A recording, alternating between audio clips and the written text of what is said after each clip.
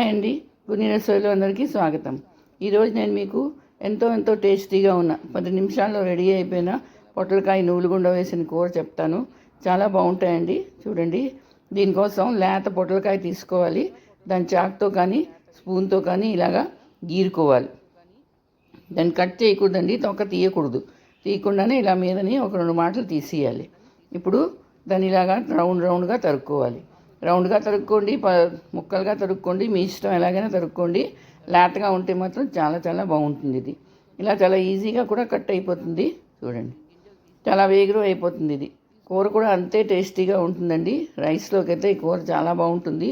ఏమి చేసుకోవాలని మనం ఆలోచిస్తాం కదా, ఇలా చేస్తే బాగుంటుంది. ఇప్పుడు అన్నీ ఇలాగా రౌండ్గా తరుక్కొని ఇలా పక్కన పెట్టుకోవాలి. సరే, ఇప్పుడు ఏం చేస్తానంటే ఇది బాగా కడుక్కొని గిన్నెలో నీళ్ళు పోసుకొని పొయ్యి మీద పెట్టుకున్నాను. అందులో కొంచెం ఉప్పు వేసుకోవాలి, తగినంత ఉప్పు. మీకు ఎంత ఉప్పు కావాలంటే అది వేసుకోండి. మరి ఎక్కువ వేయకూడదు. ముందు ఉప్పు ఎక్కువ వేస్తే ఉప్పు ఎక్కువ అయిపోతుంది. కావాలంటే తర్వాత వేసుకోవచ్చు. ఇప్పుడు దాన్ని మూత పెట్టుకొని ఒక 5-10 నిమిషాలు ఉడకపెట్టుకోవాలి. ఇప్పుడు పక్కన ఒక మూకుడు పెట్టుకున్నాను. నూలుపప్పు, 1 కప్పు నూలుపప్పు వేసుకోవాలి. అది 3 ఎండుమిరపకాయలు, ఇవి వేయించుకోవాలి. మాడిపోకూడదు, కొంచెం దోరగా వేయించాలి. కొంచెం మంచి వాసన వస్తుంది వేగిన తర్వాత. అప్పుడు స్టవ్ ఆఫ్ చేసుకోవాలి. ఇలా సిమ్లోనే వేయించుకోవాలి. సరే, వేగిపోయింది. ఇలా ఉండాలండి కలరు.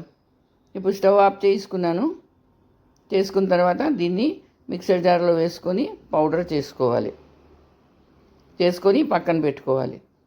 సరే, ఇప్పుడు మూత తీసుకొని చూసుకోవాలి. చూడండి, మూత తీసి చూస్తున్నాను, ఉడికిపోయింది. చూసారా ఎంత బాగా ఉడికిపోయిందో. మరీ మెత్తగా ముద్దగా ఉడకపోక్కర్లేదు. ఇలాగా 1-2 ముక్కలు అవుతే చాలండి.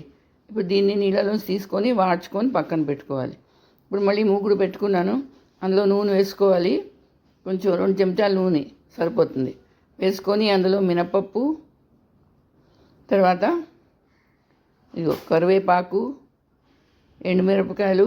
నేను నూలుగుండలో కూడా ఎండుమిరపకాయలు వేసాను కాబట్టి ఇక్కడ 2 వేస్తున్నాను. మీకు కావలిస్తే మీరు ఎక్కువ వేసుకోండి. వేసుకొని వేయించుకోవాలి. ఇప్పుడు ఉడికిన పొట్లకాయ వేసుకోవాలి. ఈ స్టేజ్లోనే ఉప్పు చూసుకోండి. ఉప్పు కానీ తక్కువ ఉంటే కొంచెం వేసుకోండి. కలిపిన తర్వాత పౌడర్ చేసి పెట్టుకున్నాను కదా నూలుగుండ, అది 2 చెంచాలు వేయాలి. మీద నుంచి వేయండి. 2 కానీ 3 కానీ చెంచాలు వేసుకోండి. మీకు ఇష్టం అయితే 3 చెంచాలు వేసుకోవచ్చు. చాలా టేస్టీగా ఉంటుంది. ఇది వేసుకొని కలుపుకోవాలి. 2 నిమిషాలు కలపాలండి, మరీ ఎక్కువ కలిపకూడదు. ఇది పొడిగా ఉంటుంది కూర, చాలా బాగుంటుంది. ఇదిగో చూడండి, ముద్దగా అయితే అవ్వదండి ఈ కూర ఇలా చేస్తే. చూసారా, అంతేనండి, నూలుగుండ పొట్లకాయ కూర రెడీ. చూసారా ఎంత బాగుందో. చూడడానికే కాదండి, తినడానికి కూడా చాలా బాగుంటుంది. వేగరం అయిపోతుంది. చాలామంది పొట్లకాయ తినరు, కానీ ఇలా చేసారంటే పిల్లలు పెద్దవాళ్ళు అందరూ తింటారండి. మరి మీరు చేసుకోండి, అందరికీ చేసి పెట్టండి. అలాగే నా వీడియో నచ్చితే తప్పకుండా లైక్ షేర్ చేయండి. కొత్తగా నా ఛానల్లో ఉంటే మాత్రం సబ్స్క్రైబ్ చేయండి. మళ్ళీ ఇంకో వీడియోతో కలుస్తాను. అంతవరకు సెలవు.